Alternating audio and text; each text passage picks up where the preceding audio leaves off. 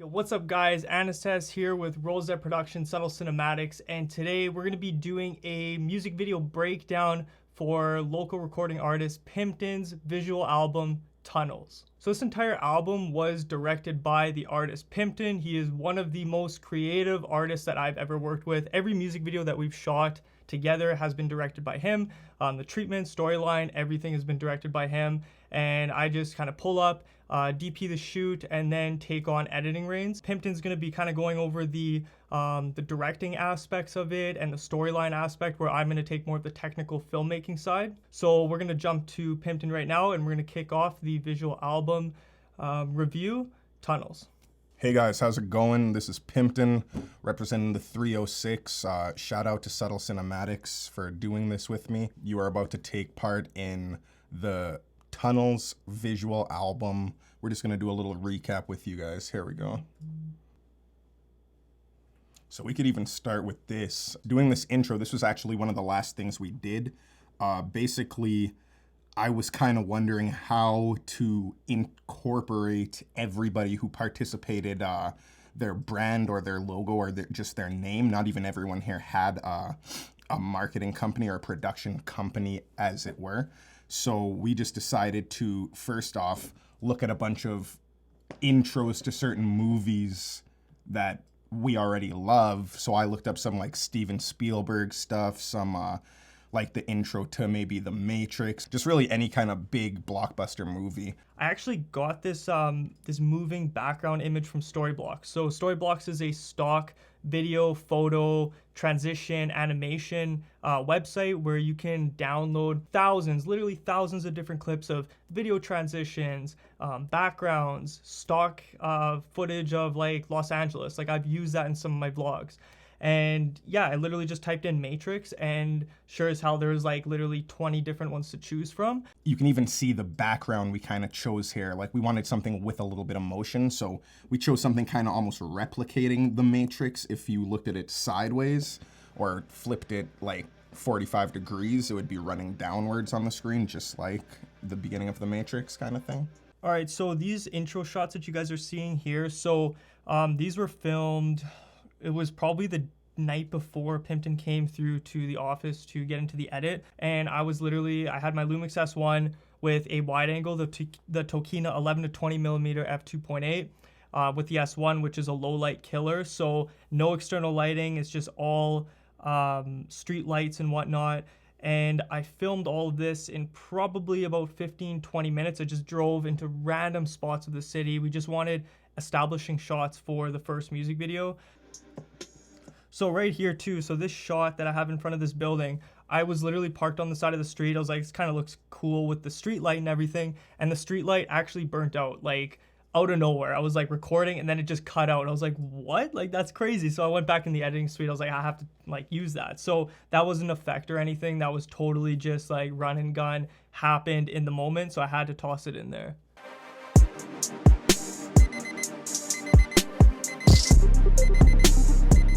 Even here, so the general direction we wanted to go here was just wanted a bunch of kind of introductory shots that kind of give you the opening scene of what's happening throughout the whole movie. The difference in this project is we wanted to create an album movie, essentially. So we wanted to create visuals that went along with what was being said in the music or in the lyrics, but also told its own kind of beginning to end story. So for this intro scene, we really wanted to draw inspiration that kind of gave you a sequence of events taking place that not only tied in with the lyrics in the song, but also told a little story on their own from beginning to end. The inspiration kind of came from Edgar Wright, who has a lot of cut scenes and things like that, and also Tarantino has done it a few times, where essentially a large sequence of shots is kind of filled into this short amount of time to tell a quick action story. Intro shots for this music video here, again, like Pimpton said, we wanted like those POV type shots. So I was literally like at times, like if Pimpton was sitting in a chair or laying back in bed, whatever, or like sitting up, I wanted to get those like point of view type shots. So like I literally had the camera in front of his face, and then he'd be doing an action, whether that was like with his hands or it was showing like his feet, like in those intro shots that you just saw. It was literally just like camera right in front of his face using the 35 millimeter Sigma f1.4, and just camera right in front of his face, and then we're getting like those like POV shots. So yeah, those all turned out really awesome, and we sprinkled them in as much as we could. Light me up, we about to take flight. Hands down, we deserve to get high. I've been running every red light. Driving like I hate my life. Driving like I hate my life. It was my job to, you know, stop Pimpton with like every motion of getting up in the morning and doing his daily routine. So like getting out of bed, rather than just a shot of him getting out of bed, we had the alarm clock going off, stopping the alarm, sheets come off, steps out of bed, opens up the curtains, adding in sound effects there too, guys. Like, this is something that I haven't really done before in a music video, is actually adding external sound effects that aren't part of the actual audio track. So I pretty much took like 99% of those sound effects off of Epidemic Sound. They have thousands and thousands of stock sound effects on there, and they're very realistic sounding. They're not like, you know, cartoonish or too fake sounding. So it worked perfect for something like this, which is like very real life in the moment. Now for this shot too here, where Pimpton's walking out of his bedroom and we have all those establishing shots in the bedroom, I wanted him to have some sort of performance scene, even though the beginning of this video wasn't performance scene heavy whatsoever. Like 90% of the beginning of the song was all B-roll. It was all day in the life B-roll, but I wanted to incorporate like just these little bits and pieces of performance scene, whether he's, you know, coming out of the bedroom and he just mouths a few lines of the song. So we just lined that up really easily. We had to maybe take 2 or 3 takes of it, but we lined it up where he comes out of the bedroom, looks up, or grabs a towel, looks up, says a few lyrics, and then walks into the washroom, and that's the kind of establishing shot moving into the washroom scenes. So as you can see here, guys, there's probably like 10 different camera angles for like 5 seconds of B-roll here, right? So we have the candle being lit, then we have weed being busted, weed being grinded, tapping the grinder, rolling the blunt, literally every single step of the way. So pretty much just like, again, just a whole like routine type shot. So just from very beginning to very end, not missing anything in between. This definitely took a little bit of time, but it just looks so dope. This is 100% one of my favorite music videos that I've done personally, just because it goes from like, my style of music videos is very performance scene. As you guys know on the channel, I like to shoot performance scenes. I think that my performance scenes are kind of like where I shine, just because I have really tight gimbal movements as well as really good handheld shots. And when they come together, they just look really hype. But for this, it was like B-roll for half the song, but then performance scene for the rest. Counting blessings all week. Can't ride with the norm, I'm a freak. So this is kind of where you see like my handheld technique performance scene shots come in, like we were just talking about. So, you know, I had to shake in the performance, like the handheld shots. Like I love those shaky handheld shots, as you guys know, and I just had to toss it in just for a split second, because I knew that we weren't going to be doing that again throughout the entire video. So I had to throw it in somewhere, and this is just a perfect spot for when the beat dropped in the song. So there we saw a little bit of basic detail kind of telling us what the trajectory of the film is. So in 2018, I believe, my old manager got charged with sexual assault, and it just essentially drove a wedge between not only myself and the community I was a part of, but essentially myself and myself. So it was just a crazy shift in perspective and shift in lifestyle, and just one of those kind of tide turning moments that someone encounters in life. And beyond just lack of judgment and lack of whatever you would want to call it, paying attention, I kind of found myself in this really crazy space where essentially art was all I really had to turn to. The creative process was all I really had to take my mind off of this state that I was kind of finding myself in. which was essentially just like a level of depression. So I was drinking heavily, I was smoking probably 10 times more than normal, which, believe me, is excessive. This whole portion of the video, so this next song, Exit the Vessel, Enter the Mind, that's essentially what it's saying, is like kind of shed yourself of all of this earthly shackles and boundaries and restraints and kind of liberate yourself into the process itself, into the mind. So that was what this kind of represented here. I love the way Anastas did the like I really wanted it to look like we were going into my head kind of thing, and I think he just portrayed it so beautifully, honestly. Light me up, we about to take. So right there, guys, so this is something that is so simple that you can do for your music videos. We have a shot of Pimpton entering the room from his back, from a view from his back, and then we have the same shot of him walking into the room from the front.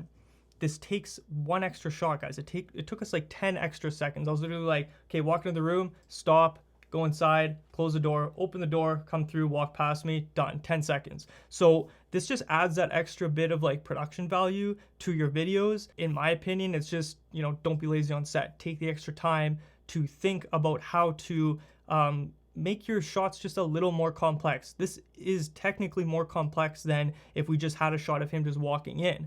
It establishes the shot going into a new environment. So that's why I wanted to implement that. That's why you guys should be implementing, you know, more B-roll shots in terms of if you are shooting a storyline music video. All right, so right here, I'm just gonna pause before we get into it.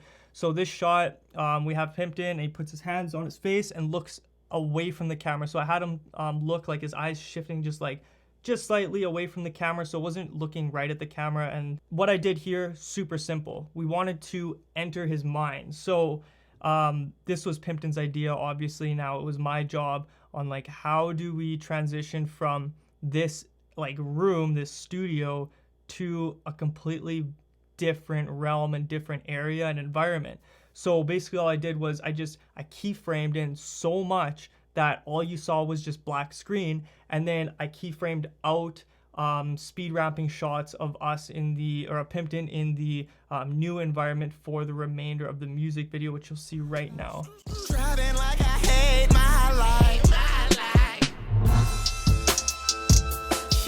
Yeah. As you can see there too, Epidemic Sounds, I used a whoosh sound effect. That's not part of the audio track. I added that in. So that just added that extra oomph. I think just like going into or like speed ramping in, added that whoosh sound effect. I felt that it just, you know, added more production value and just made sense.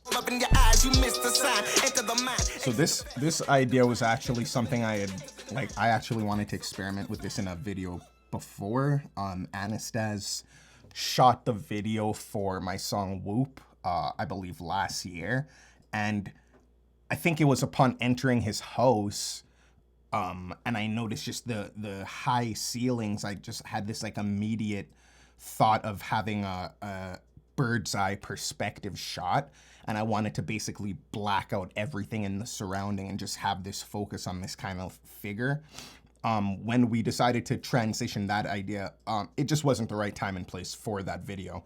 But we decided to transition that idea into this video a year later. I added the cultural aspect of what's called the mud mass in Trinidad for Juve morning, which is part of Carnival. Every Juve morning, the people essentially at the break of dawn rub themselves in red paints and blue paints and red mud and white mud, and then parade down the street leading the greater parade. That's how the carnival kind of starts. So just like that's an introductory thing, I thought it would be kind of clever or just a good idea to use that symbolism as an introduction to what was going to be following for the rest of the album. So here we have me dressed up as a Juve character, a mud mass man, essentially portraying a sort of Peregrinard, which is Peregrinard is a folk teller in Trinidad and Tobago. So I kind of just wanted to incorporate some cultural aspect right here quickly for the people who would kind of catch it. Whether or not it went over people's heads was just part of the artistic touch, really. But just kind of an example of how like an idea never really dies. You can always repurpose an idea to do something else that might take it to the next level.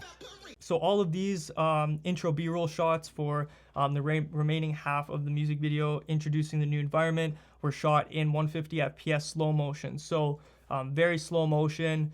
And we literally just had Pimpton standing there like a statue. Like he was just totally still. And I was shooting, close-up shots of his face like you see right here. I was shooting faraway shots, just basically kind of getting as much as we could. Now, this was shot actually inside of a club that we just had the space that we rented out. And everything, so like there's like a lot going on actually. If we don't color grade this shot, there's a whole lot going on. There's like chairs and stuff in the background. There's stools, bar top. You just like expose a lot of the environment. So really all I did was I just brought the shadows down. I brought the highlights up a little bit just to make his skin tone pop a little more. And yeah, and then I added more contrast. So that was enough to black out all of the background. So it looked like we were just in this like whole different world, which looks super dope. Like these are some of my favorite shots that I've gotten just because of how much we kind of manipulated the background of the whole video for this portion of the video. So these shots right here, guys, we use the, again, Lumix S1, and we actually had the S1 on a C-stand, on a metal newer C-stand. These run about $250 for a set of 3.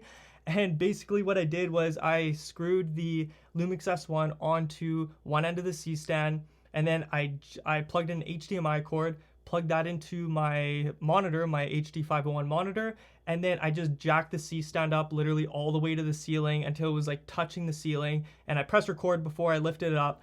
And then I took a bar stool that was sitting beside me and I stood on the bar stool, and then I pulled the focus onto Pimpton as he sat in this spotlight, which we were using a Aperture 300D2 for, with a light dome with a grid.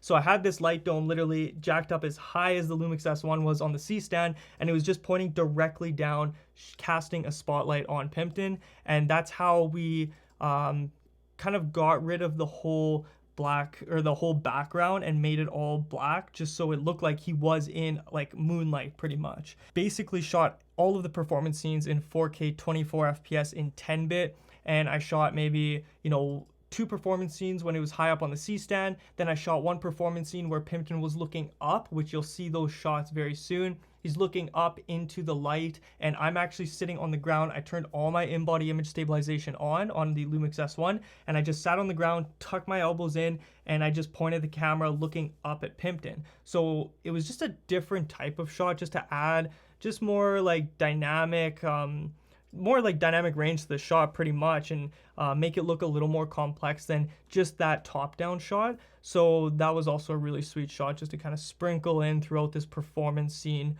space of this music video. So the shots that you see straight on, obviously we took the camera off the C-stand and we weren't getting that above shot. I just wanted to have that extra more height performance scene where Pimpton was looking like straight on at me, and then I was just handheld with the in-body image stabilization turned off, and I was just moving to his movement. So we definitely killed those shots too. And again, I had the aperture set up on the exact same angle, so a lot of his face was shaded out, and you could just barely see like the side of his face, like casting a shadow on like probably 3/4 of his face, but you could still see his lips moving, so you could still see him mouthing the lyrics and doing the hand movements. Those shots just look so hard. Like those are some of my favorite shots from this part of the music video. Definitely just the handheld shots were on point, the energy was on point, it looks so dope. So for a lot of these C-stand shots, instead of just having the C-stand like just a stagnant shot looking down at the artist, at Pimpton, what we did was, now I know that Pimpton likes a lot of movement in his shots for his music videos, and not too much like stagnant, like tripod like shots. So what I did was a ton of keyframing and just slow keyframing while we were doing the performance scenes. Or I do stuff where if a beat dropped, I would pull back on a keyframe really quickly and then stop it, and then he continued the lines for that verse, and then I just cut to a different scene. But it was just like constant movement, even though we had a lot of tripod shots for this scene specifically. So for that shot that you just saw right there, Pimpton was looking right at the camera. So it was a shot just like he was looking right at the camera. I was right in front of him. And then when he finishes his verse, it was so perfect. Now Pimpton just knows what he's doing on set. He knows where to look and everything, and like how to vibe with a performance scene especially. So he started rapping to the camera, and then he started turning and finishing the line looking up. So that's when I cut to that shot of the C-stand shot where we're looking down on him. So it's just like looking for those seamless transitions, guys. Like really feeling out how your artist is vibing with the scenes. I mean, for this, when we sat down and edited all of this, we literally, because it was very performance scene driven, we literally went through every single camera angle for like every single line of the song and just picked out the most hype and best looking performance scenes. Just because we had like probably 4 different camera angles of performance scenes. So we just tried to pick the best ones off of each camera angle. So right here too, guys, this is why I use manual focus instead of autofocus. So when Pimpton puts his hands up like here, I pull focus on his hand and his fingers, and then when he puts it back, I'm already racking focus back to his face. That's a big reason why I use manual focus, because I have full control over the focus peaking rather than using autofocus, where it maybe would have hunted to his hands really quick, and then when he puts them down, it would still be blurry, and then it would hunt back to his face. So I just have more control over the focus, pulling when I'm pulling in manual focus, and that's a main reason why you guys should be like totally using manual focus for your music videos or any video. You're just gonna become a more experienced shooter rather than filming everything in autofocus. I guess one thing that happened, luckily we planned very far ahead, but when we started trying to edit the exit the vessel footage, it was actually all corrupt. Like Anastas said, he plugged in the SD card or whatever, and all the files were corrupt. So we actually had to shoot that video twice.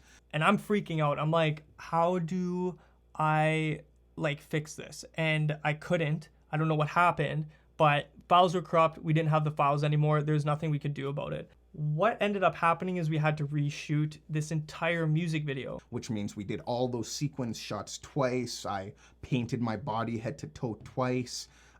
But to be honest, it actually created a better product, because by the time we did the second round, we were both so familiar with what we wanted to see on the camera and what we wanted to see on the screen.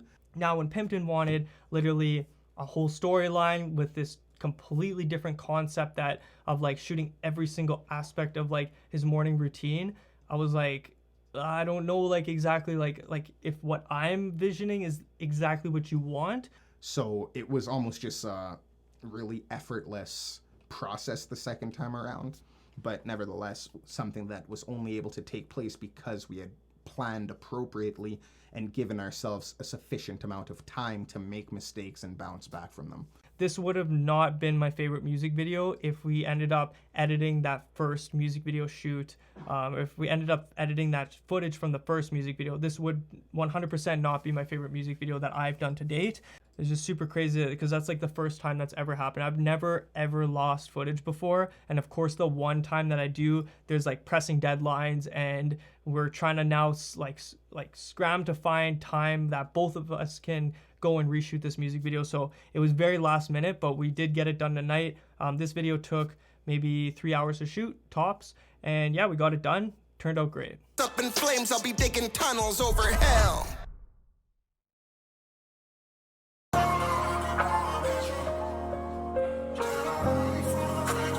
So this is actually one of my favorite videos. It's kind of a funny story because the way we decided to do these videos, I created a little itinerary with Anastas, seeing what our schedules could work out. We planned it in August, basically to shoot 3 videos in September back to back. We actually started the videos Monday, Tuesday, Wednesday. Everything kind of went as planned. Nevertheless, the first shoot was Exit the Vessel, where I was covered in paint, so we had to do all that. The second shoot was in Saskatoon. We went out to shoot the video with Kwame Dolo, King Kwame, pulling me back. And then this was actually the third video in this sequence. So with all the weeks and days and everything planning and everything we were doing, when it came to shooting this video in particular, we were spent. Like, I was exhausted. And I remember coming to Anastas, and when we were coming to edit the video, I remember we had both basically been up since 5 a.m. in the morning, and the way we edited the videos was kind of more, we gave it a little bit more of a spaced out time. It was kind of a week apart between the edits, but nevertheless, like, we shot these videos in September, and the first one was dropping at the end of September. So we really had to kind of organize our time and make sure everything fit into the same schedule. So when it came to editing this one, it was literally like I showed up at probably 9 p.m.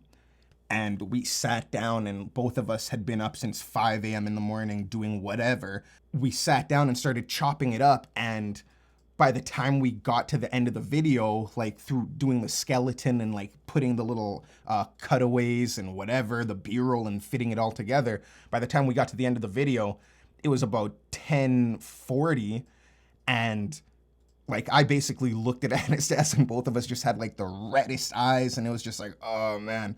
But at the same time, I had to remind myself that I was the one who created the schedule and this was a project I wanted to do. So there wasn't really time to be tired.